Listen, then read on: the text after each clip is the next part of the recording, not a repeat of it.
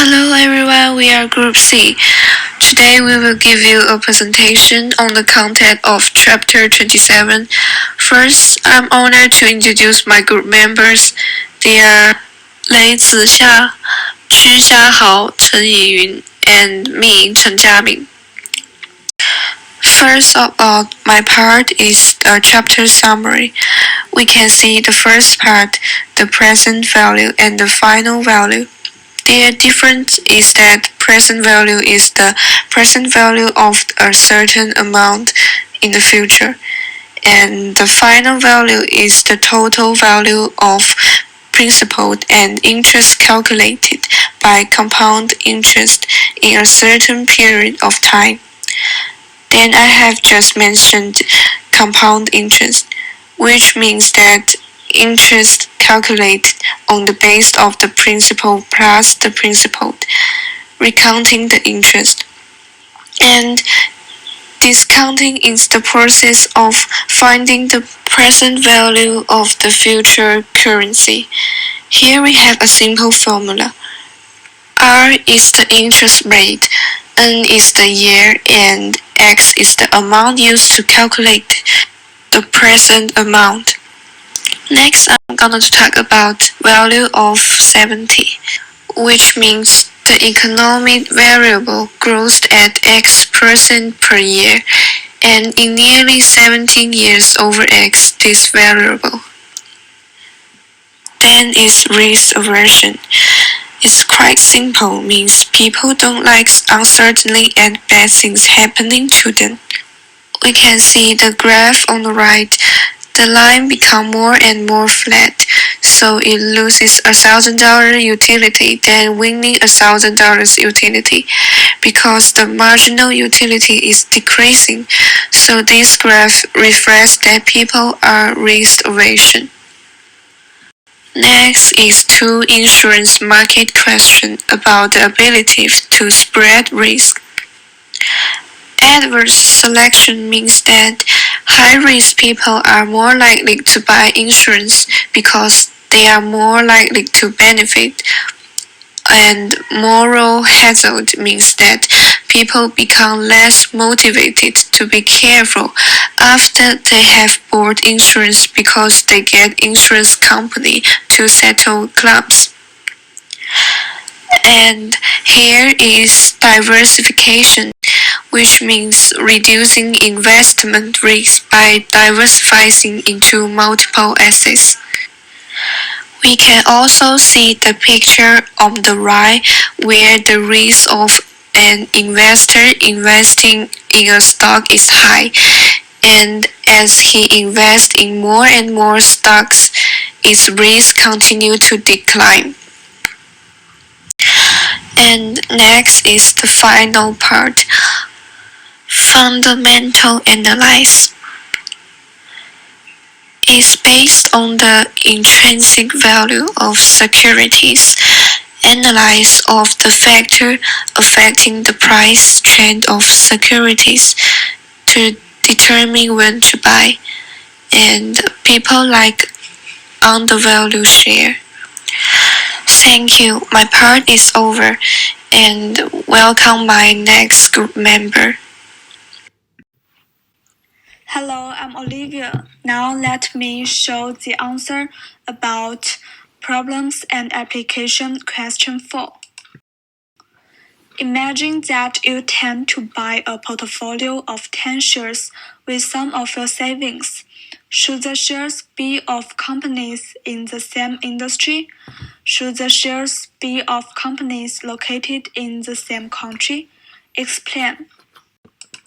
The answer should be the portfolio of 10 shares should be of companies from different industry, and the portfolio of 10 shares should be of companies located in different countries. Because to reduce the risk associated with the portfolio, it's better to diversify.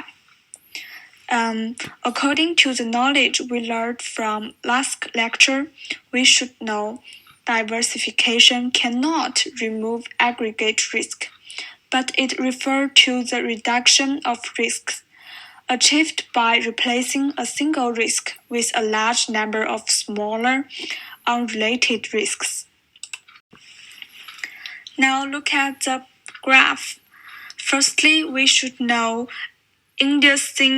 idiosyncratic risk is risk that affects only a single company, but aggregate risk is risk that affects all companies in the stock market.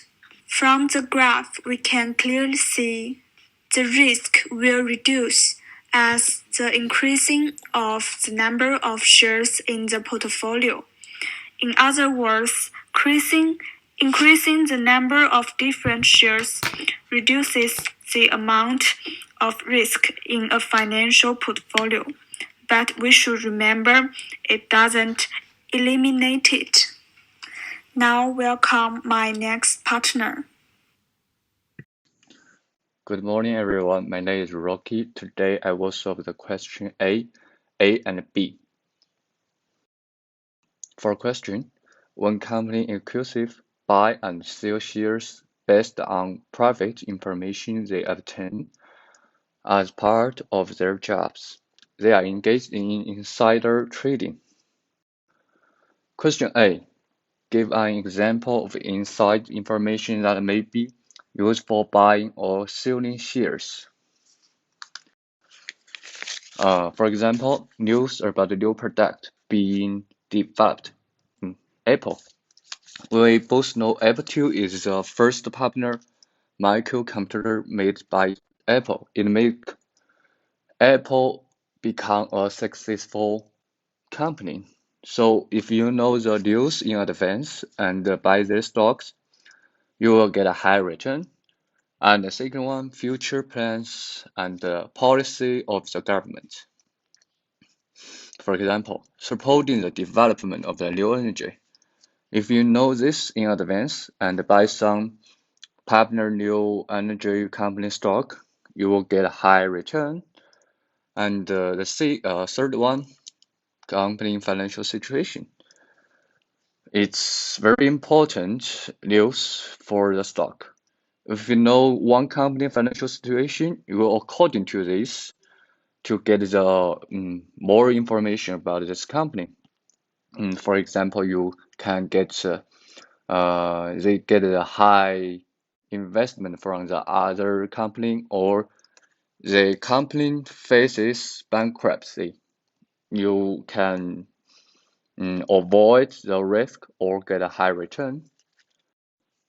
For question B, those who trade shares based on inside information usually earning very high rates of return. Does this fact violate the inflation market hypothesis? If we want to solve this question, we should know 2 points. The first one, what is inflation market hypothesis? Inflation market hypothesis is a theory that asset price reflect all public available information about the value of an asset. The second one, the conditions for an inflation market. Investors are using the information available in an effort to achieve high returns. People want more money. The stock market responds quickly and currently to new market information, and the stock price can fully reflect all information. So we can know the answer. This fact does not violate the theory of the inflation market hypothesis, because the inflation market hypothesis implies that the stock price reflects all valuable news that affect the future profitability of the company. But the inside information is not rolling or valuable. It is found by the people, by the executives. So it is not reflect in the price of the stock. If it can respond to this insider information, the stock price will definitely respond. And next question, welcome to my partner Phoebe. Thank you. I'm talking about question C on problem number 8. And first, the question is, insider trading is illegal. Why do you suppose that is? And first, what is insider trading?